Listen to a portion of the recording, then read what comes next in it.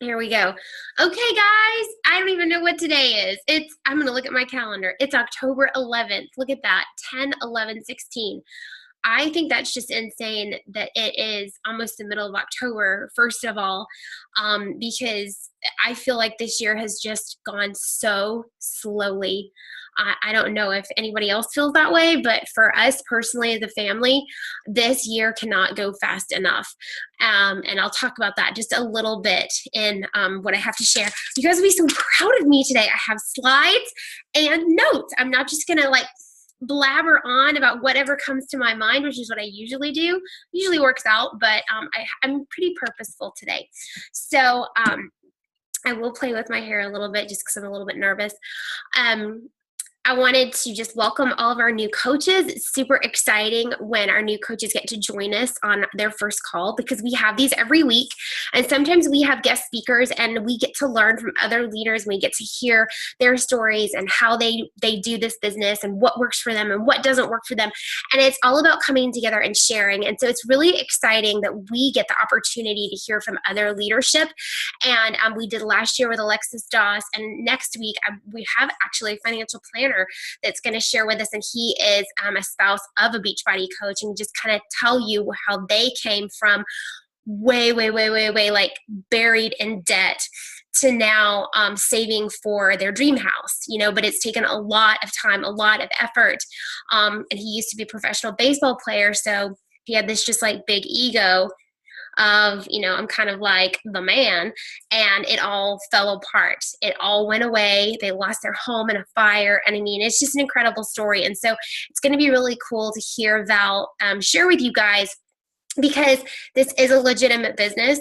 And I know a lot of us are working this because we're passionate about people, we're passionate about Beachbody, but it also needs to be a lifestyle for us to help our families, and we need to make an income. I'm not going to sugarcoat that. So I'm excited for him to share with us. I really wish there were more people on our team call because we did switch to evenings and everyone said it was a lot better time for them. It's not for me, but it's just what you do. It's kind of what I'm going to talk about tonight. I kind of went back and forth, and I had to miss last week because we had internet issues, and I had to go take my kids places, and it just blew up.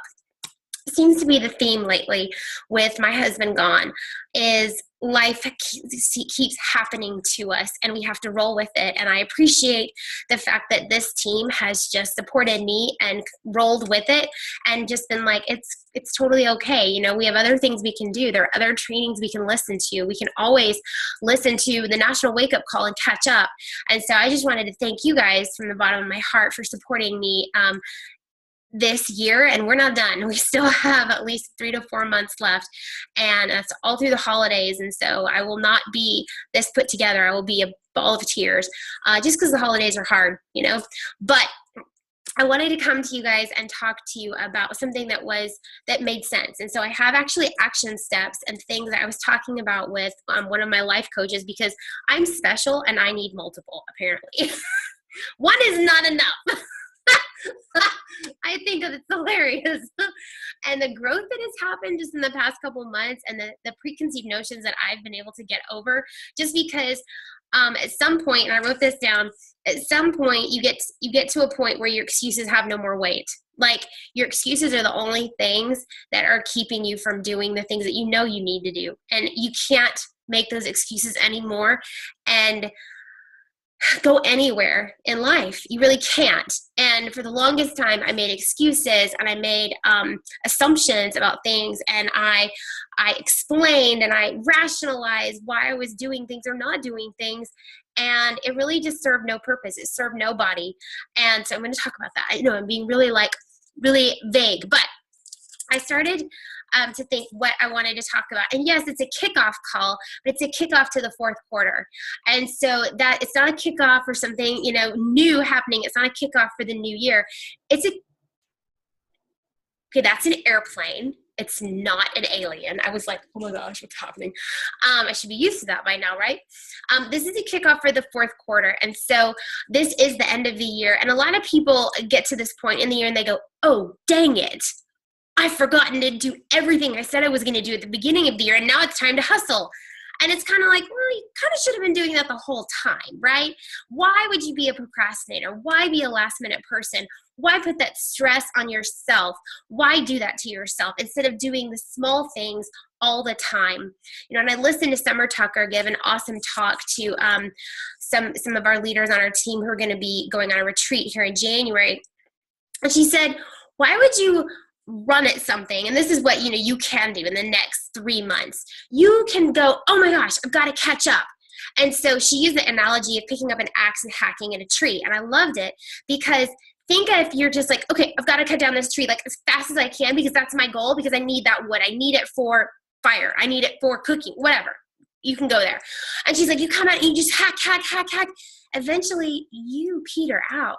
You lose momentum, you lose energy, you lose that fire, you lose that spark, and you just give up and you make all sorts of excuses because it's so much easier just to give up. Or you plan and you say, okay, I'm going to get up, I'm going to have my quiet time, I'm going to really, have time with my kids, and then I'm going to go attack that tree for this amount of time, and I'm going to give it all I can for that amount of time, and then I'm going to take a break. And I'm going to come back to my family. I'm going to come back to my responsibilities. I'm going to come back to everything that I need to do. And then I'll attack the tree again. That's kind of the attitude I hope we all have all the time, is that this business should not consume us. It should not be something that we give 23 hours and 45 minutes a day and we give nothing to anything else, because you'll burn out.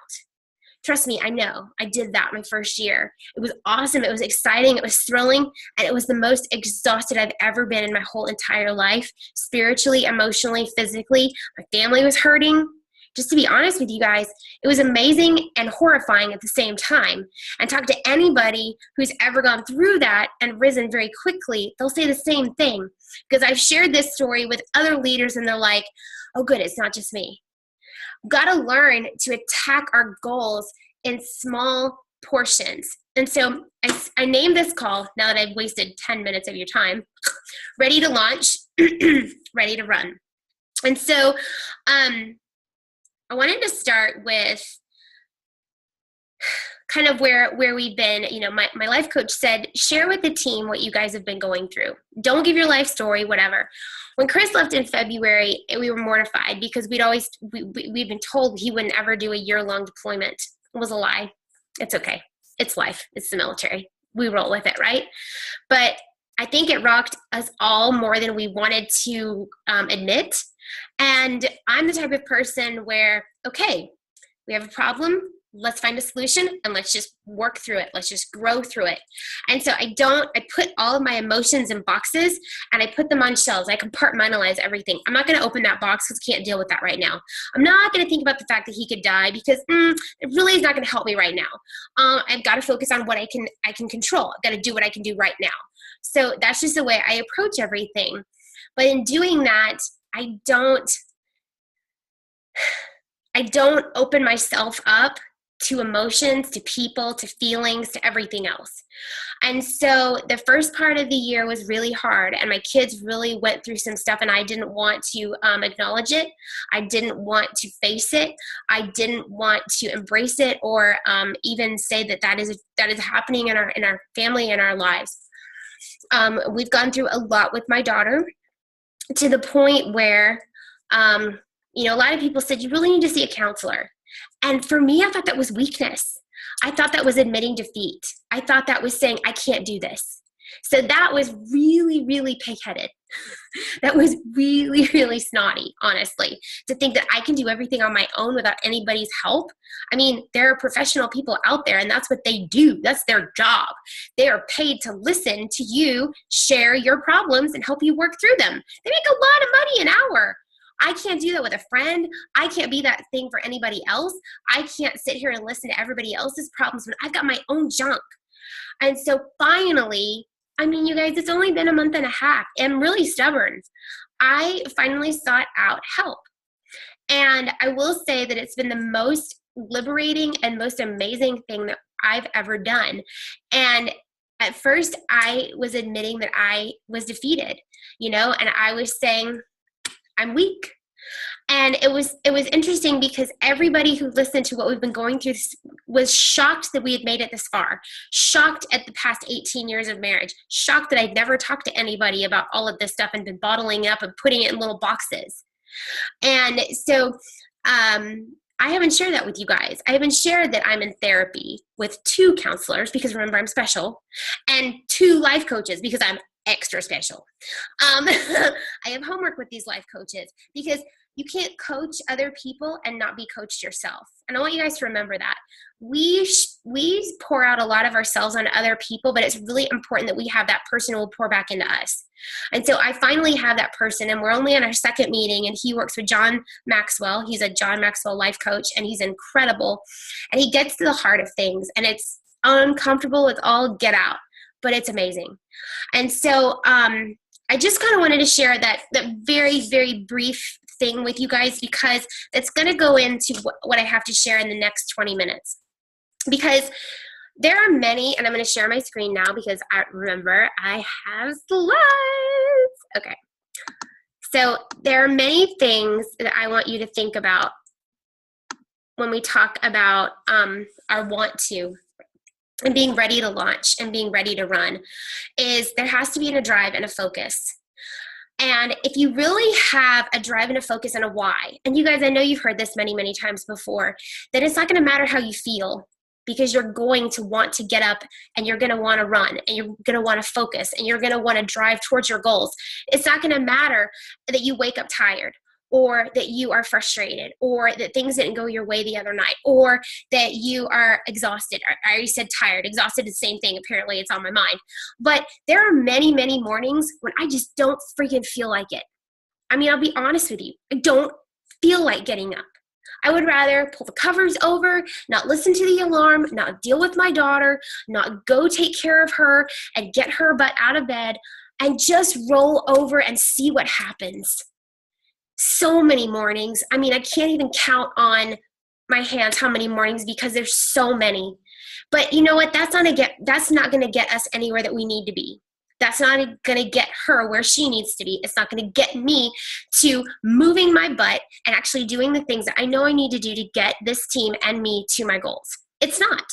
And so it doesn't matter what I feel like. It doesn't matter that I'm so lonely every day that I walk around my house just crying, because promise you, been there many times. I'm so sick and tired of being alone. It's not funny anymore. I'm over it. And it's getting a little pissed off, honestly.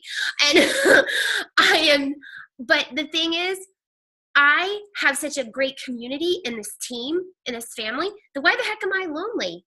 I just have to come to our team page. I just have to come reach out to somebody. Nobody is going to know how I feel unless I reach out and let them know.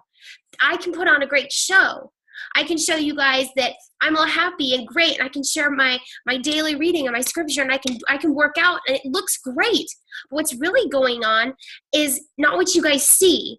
And so it doesn't matter how I feel. It doesn't matter what I'm going through. My drive and my focus is there, but I want to make sure that you understand that I'm kind of twofold sharing here, that you've got to be real, because I'm skipping ahead, just cheating a little bit. That it doesn't matter how you feel. It doesn't matter that you're tired or you're lonely. Your goals are always going to be there. You still have that challenge group that's coming up. You still have those bills that are looming.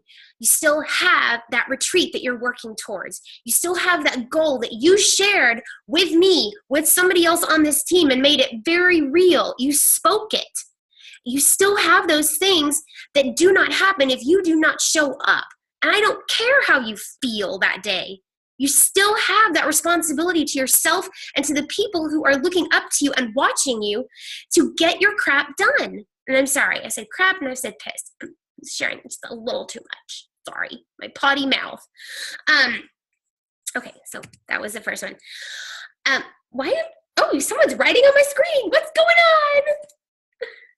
Okay, so I wanted to make sure that, I don't even know where this came from. What was I trying to say here?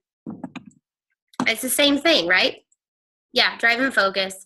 Your drive and focus are, I did write notes, I promise, but this one just says encouragement.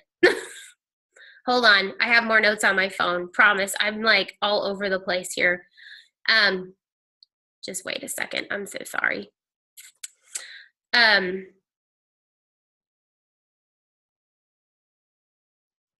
Oh, that's what I was saying before. I'm so sorry. So when you don't feel like it, that's when you go to somebody else that you can rely on, you can count on. And that's when you're looking for encouragement. And that's what I'm talking about with our team, with coming back to our team page, with going to your small group, with finding a success partner and going to them and say, you know what, I just don't feel like it today. And them going, okay, well, what do we need to do to fix that? Because when you're running with someone, and I am skipping around and I am kind of cheating, when you're running with someone and you're working with people on a team, you can't both be in the pit at the same time. You can't both be feeling the same way at the same time, because that is just going to like implode. So you've got to be running with people. You've got to be launching. You've got to be doing things with this team that are, there's always someone ahead. You're always like running at a different pace, so that if someone is running ahead of you, you're running to catch up with them and you're working on that. You can't always be kind of, oh, I just want to walk. Oh, yeah, I want to walk too. Oh, yeah, this is lame and I'm tired. No, that's not okay. We are here to encourage each other in our goals. We're here to build one another up. And again, your drive and your focus are not dependent on how you feel. So when you come to your success partner, when you come to your upline, when you come to your team or your challenge groups, you are simply saying, I'm here to encourage you, but guess what? I need encouragement too. This is a two-way street. And I'm not here just to feed everything into you or you dump everything onto me. I am here for a mutual relationship. We are here to encourage one another and build one another up, regardless of how we feel, regardless of the frustrations, regardless of the things that we just aren't really doing great at. And we're going to share those. That's part of our homework. So the next thing is, are you approaching everything that you, everything in this business, everything you're like, as I'm a victim or I'm a victor? Meaning, if all you're doing is focusing on the feeling and I don't feel like it, and you know what, that person was mean to me and I just don't want to show up anymore, then you're painting yourself as the victim, like someone has hurt you. Or are you saying that I'm going to use that and I'm going to be victorious over that situation? So, you know, what I shared before, there's no way that I could ever say that we expected deployment. There's no way that I could ever say that I expected my husband to choose a career or this position, which he promised me he would be here all the time, to keep him away for the past, it'll be 19 months. Wait, is that true? 20 months. And we've lived here 3 years. So 3.5 years. So it'll be 20 months in 3.5 years. It kind of sucks. I will just say it outright. But that was going to happen no matter where we lived. Like, if that was really God's plan, then that was going to happen no matter what. And I can either sit back and paint myself as a victim and be all upset, helping nobody, not showing up for myself or my family, or I can say, you know what? There's a reason, there's a purpose for this, and I'm going to grow through it, and I'm going to learn from it, and I'm going to share how I got through it and what I learned from it. And I'm going to be victorious in this situation. I'm going to be victorious in this business. I'm going to be victorious in my goals, and I'm going to show people that I'm going to celebrate even through this junky, yucky phase of my life, because I know that it has a purpose. And I can honestly tell you that there is not one time in my life that I have looked back and been like, oh yeah, I really wish that would have gone differently.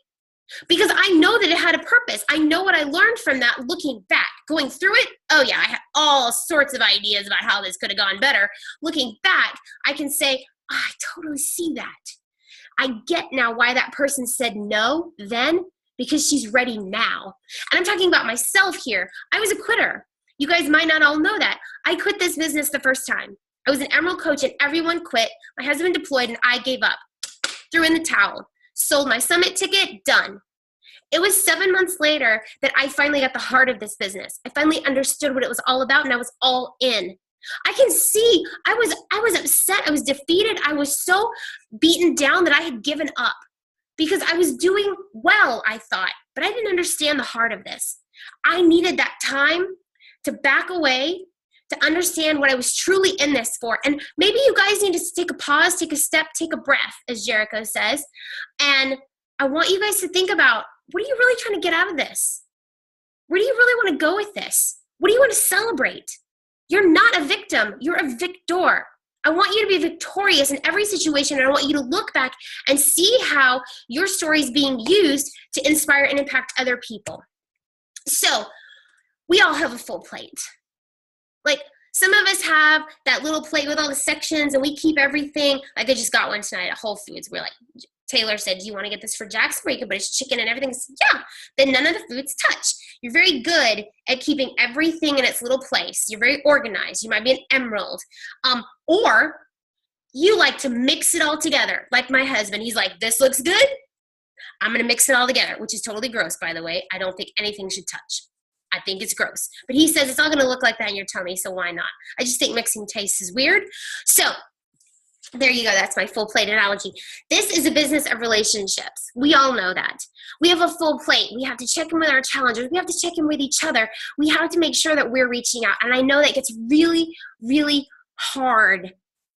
It's really hard to put yourself out there when you feel like you're always inviting and always reaching out and always reaching out. But it's really important that we come back to our team and we make those relationships and we find those people who are like us, who have similar struggles, similar frustrations, similar highs, similar likes, similar dislikes, similar goals. And those are the people that we need to be running with. Those are the people that you need to connect with and maybe form a little trio, a pair, whatever, a small group where you guys are checking in daily and you guys are building not only businesses, but relationships that you would not have had without this opportunity.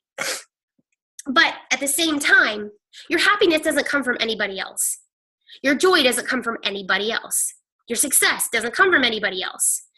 This is an independent business where you are your boss. You run your team the way you want to. You run your hours the way you want to. You run your business the way you want to.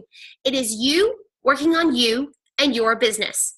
And you can't blame anybody else for your failures or your downfalls. We work together for successes. And we might hurt together if, a goal isn't reached. But you got to own your junk. You have to own, what did I put into this? Did I really give it my all? Did I really embrace the challenge and did I really run after it? And you can't rely on others for your happiness or your fulfillment. You can't come to me and say, you didn't reach out to me enough. Well, did you reach out to me? Did you really have a relationship with me too? Because I can't read minds. And I'm just being, hypothetical here. I'm not calling anybody out or saying this is a thing. But it has to be a two-way street. You have to be able to reach out and you also have to be able to give your time. You got to give your time and you also have to be willing to ask for help.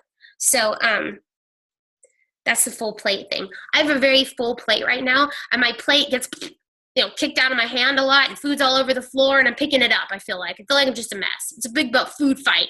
In fact, I was supposed to lead a call tomorrow night for another leader and I had to say, okay, so here's the thing. I can pre-record the call or I could do it during the day because we had some stuff come up and I have to be present as mom because really evenings are my thing with my kids. And I'm not willing to sacrifice those. And she goes, we'll just reschedule because you know what, that's best for you. And I said, I'm so sorry, but my daughter's trying out for the high school soccer team and she's adamant that she's only going out for varsity. And if she doesn't make varsity, she doesn't make JV. And we're going to have a little bit of not me, mommy leading a call while she's crying in her room. You know what I'm saying? So I just have to be sure that I'm here and present for that on the off chance. So I have a full plate that's constantly changing. I know we all do. I know we all have stuff and we all have hurts and we all have things going on in our lives that we might not want to share, but we're hurting. Don't project that onto anybody else or don't look to somebody else for your happiness in that situation. It's okay to hurt. It's okay to have stuff going on. It's okay to have deaths in the family. It's okay to have illnesses and be upset. Be really upset. But that goes back to, doesn't matter how you feel. You show up and you have your drive and your focus anyway. And you take a break and you take a step back and then you hack at your tree another day. So you see how this all goes together? You see how my really random, weird analogies all kind of form a greater picture? I hope they're coming together for you guys. So the next thing I want to talk about is being real. And that goes into, it's okay to hurt. It's okay to not feel like it. And it's okay to share that with people because you know what? The people that you're reaching out to, the people that are going to join your team might have days just like you and not feel like it. And they might have bad days and they need to know that you don't have to be perfect, that you don't have to have it all together, that you don't have to have all the answers and you don't have to come into this business as a superstar fitness instructor with all these certifications. We're real people, and we need to share our real stories, and we need to talk about real life, because those are the things that are going to impact other people. Those are the things that are going to make us relatable. And so make sure that you are being real in what you're sharing and real in your feelings. But if you're really struggling with something, take a break. Talk to somebody, talk to your success partners, and figure out how to get over it before you dump on somebody else or dump on social media. Because it's really good to be real and raw, because other people will find healing in you being real and raw. But it's another thing to be able to get over things and move on and use what you've just been through and be that victor. Not be a victim anymore, but be a victor. And so that's what I think my slides are messed up, because this is supposed to be with fake doesn't last and you can spot it from a mile away. Like, I don't know about you, but I can kind of tell when someone's embellishing. I can tell when you're kind of like, yeah, that's not how that goes at all. Or that's crazy. I can't ever be that perfect. I don't know. You can spot it a mile away, right? And it becomes completely unrelatable, and you put that person way up on a pedestal because you're never going to reach that. And why would you want to? I want to be right here. I want to be with the, like, I just had needles stuck in my face and I walked around like a tomato all day, and my face is like hurting and burning, and I have this weird reaction. Share that junk, because that is relatable. There's no way I'm going to be perfect. There's no way any of us are going to be perfect. I'm not going to get my workout done at the same time every day and be perfectly with my makeup and hair done every day. It's not going to happen. So I'm not going to fake it. There you go. Because that wouldn't be real. So that ready to run does not go with that at all. It goes with something else. So I'm going to fix that. I wanted to share an analogy with you guys. So when I lived in California, I started running a lot in Texas, and I wanted to join a running club, and I wasn't really sure about anything in the area, but the state fair was coming up, and there was this little 5K. I'd never run a 5K. And so I showed up that day, signed up. My family was there. The course was through the fairgrounds. It was really weird. And I did really well. And so I asked at the end, because somebody said, hey, are you new to the area? Yes, I am. I'd like to run with somebody, and I'm willing to get up early. I just want a group to run with. And they said, well, I don't know if you'd be interested, but there's a group that runs on the aqueduct every morning close to where you live. It's just about a mile down the hill. And I said, okay. So they gave me the time and told me, look for Chuck. I said, okay. Why Chris let me go off by myself at 5 a.m. to go run with Chuck, I don't know. But he did. To this day, it's just the funniest thing. Chuck's like 60, okay? So, and like all of them are like 50 and above. And anyway, the sweetest men ever. And I would meet them every morning, and they would leave me if I was late. So I learned to be on time or to catch them on the second pass. But the analogy I wanted to share was, there was never a time that I wasn't challenged. And one day it'd show up and it'd be me and Chuck. And then it would be Dale would be there, or Carl. I was the only girl, by the way, for 3 years. Carl would be there, and Clay would be there, and they'd be excited about having a new runner. And one would always be faster than the other. One would always challenge the other, or the workout we would do just kick our tail. And I don't remember ever running with someone who encouraged me to stop, who encouraged me to slow down, who encouraged me to walk, ever. Because we were there to push each other. We knew we had specific goals. Clay was training for this marathon, and Dale was the cross-country coach and the track coach of the most winningest middle school and high school program in California. I loved learning from him because he produced collegiate athletes, and he always had a new workout, always had a new training program, and he was fast, but he had a story because he was so overweight and used running to lose weight, and he learned the science of it and how, fast twitch muscle fibers and all this stuff, and I was intrigued. And so he was always challenging me, and always it would be like 10 degrees, and I'd be like, there are icicles on my eyelashes, and he's like, what icicles? And I'm like, really?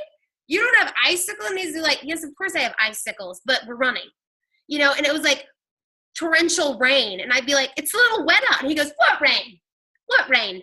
And it was just like this cocky little sarcastic thing he did, but he was focused on getting the run in and training through whatever life threw at us, whatever happened.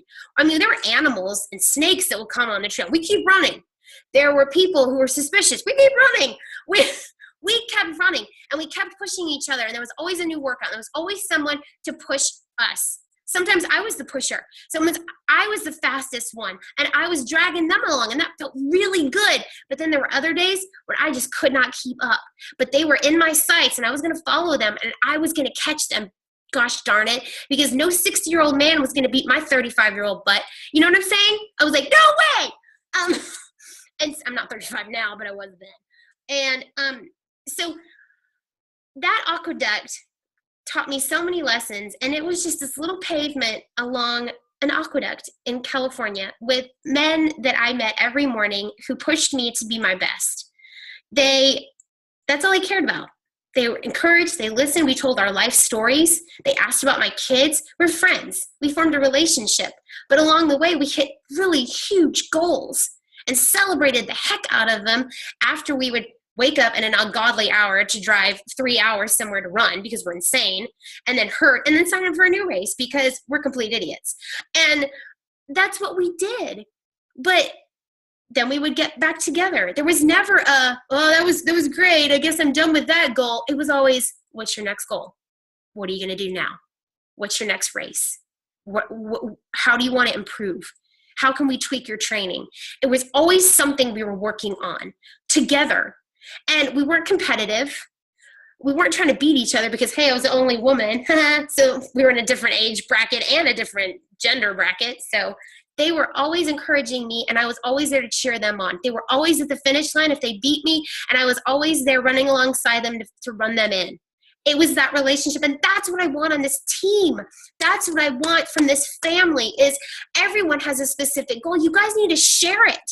You guys need to share it with the people on this team. You need to share it with your success partners. You need to share it with everybody close to you so that they can edify you, so they can build you up, so that they can champion you, and you can be empowered by that. You can go out there knowing that you have a team behind you. You have girl bosses coming together with you who are inspiring you daily because they believe in you. And so, anyway, I wanted to share that with you. I love this quote. Am I good on time? Hey, it's 9 o'clock. I'm so good. I have a couple of quotes at the end that I just wanted to finish with. We are in the fourth quarter. A lot of us are trying to finish the year strong. I'm trying to finish the year with this team as an elite team, and it's going to take everyone pulling together and picking up their boots, pulling their boots up, and getting their ranks back and growing through them and encouraging their teams to do the same. I know life is hard, but my thing right now is life is hard, and it's always going to be hard. There's always going to be something that is coming at you. What are you going to do? Sit back?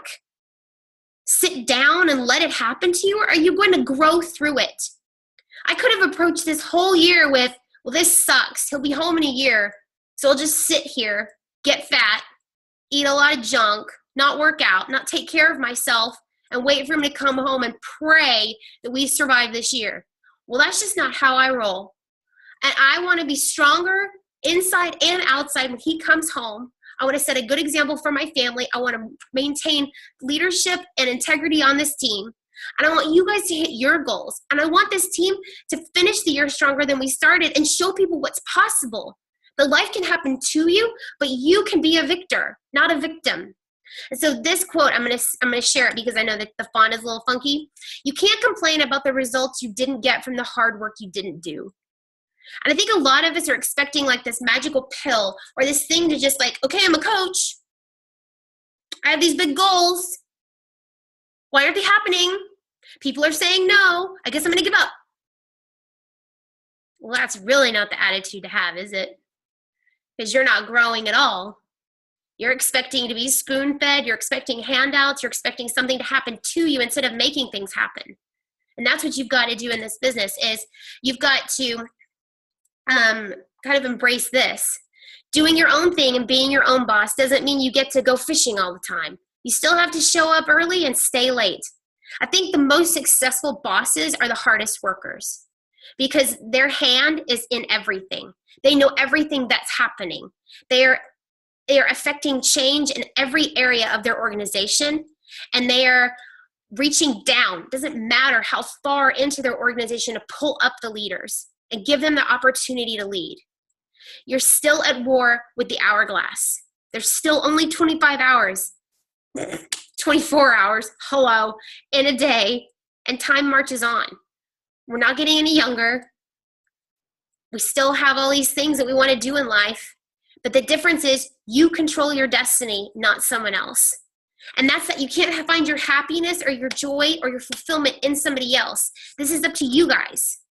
So this is the real talk that I wanted to share with you guys is for homework. Whoa! Oh, fluter. I just made that word up. For our homework, I want to get real. I don't want to dump. I don't want to vent. I want you guys to share on our team page where you struggle. And like I said, this isn't the city dump. Where do you struggle the most? And I mean, it doesn't have to be some deep, like, long explanation. It can just be like, I really struggle with challenge groups. I really struggle with that third step of the invitation. I really struggle with the close. I really struggle with how to even get started. Whatever it is, I really struggle with personal development. I didn't put a number 3. And then I want you to share where you excel. Like, I really feel like I'm good at this. And I don't think it's bad to say I'm great at this. We all have gifts. I want to know what your gifts are because I want to learn from you. And I shared something the other day. I've been really embarrassed about success. It's not something that's easy for me. And to be honest with you, the rank is nice and shiny, but our team grows so fast that I'm probably the lowest paid 15-star diamond ever out there. And I'm still very thankful. But I probably make what a 2-star, 5-star coach makes. If you want to look at that, I will never max out. Our team cannot catch up with how fast we grew. And that's a blessing and a curse. I excel at being the cheerleader. I excel at showing up every day. I excel in getting people excited. But at the end of the day, you have to believe in yourself. And you have to do the hard work. Because nobody gave me a roadmap. Nobody showed me, exactly what to do. I had to learn by failing every single day and falling flat on my face until it became comfortable, until it became one of those, well, I guess I'll just get back up because I'm still moving forward. And you have to do that repeatedly every single day until it doesn't hurt anymore, until it doesn't make you cry, until you don't care that they said no because you have way too many other people to talk to. So your homework is share on our team page, and I'll make a little thing that says homework. I might even share this. Share on our team page where you struggle and then where you excel. This exercise is so that we can match people up, so that we can share, oh, well, that's where you struggle. Well, I'm really great at that. Share how you overcame that struggle. Or I'm looking for someone who's really, really good at the thing I struggle with. And so I'm going to look at the person who excels at inviting. And I'm going to ask, do you have like a script I can share? Oh, yeah, it's in our files. I would love it if someone said that because that's awesome. Because we have so much in our files, it's not even funny. And I'm constantly posting more and more. I want you guys to use each other's struggles and strengths and match up with people who you can ping pong off of, who you can grow with, who can be a success partner, who can be a new friend, who can join your group and say, oh, I'd love to hear your ideas on this. I'm really good at clean eating groups. Can you run one with me? Oh yeah, I'd love to. I'm starting one next week. Great. Can I jump in and learn from you? I can't even tell you how many times I piggybacked or just was a fly on a wall in someone's challenge group because I just wanted to learn. That's it. I wasn't a participant. I wasn't adding anything. They just said I could watch. And that was huge for me because I got to glean and I got to use and see what was working for other people. And that's when I started to tweak the way I did challenge groups. So we can all help each other. We're all in this together. Gosh, that's totally like a High School Musical song. We're all in this together. Anyway, so that's it. That's our team call for this time. Ready to launch into the fourth quarter and ready to run towards the end of this year, because when you're picking up momentum, you're going to keep going. You know, when they say sprint through the finish, I don't want you guys to stop on December 31st and be like, bleh. I want you to keep sprinting through the finish into the new year.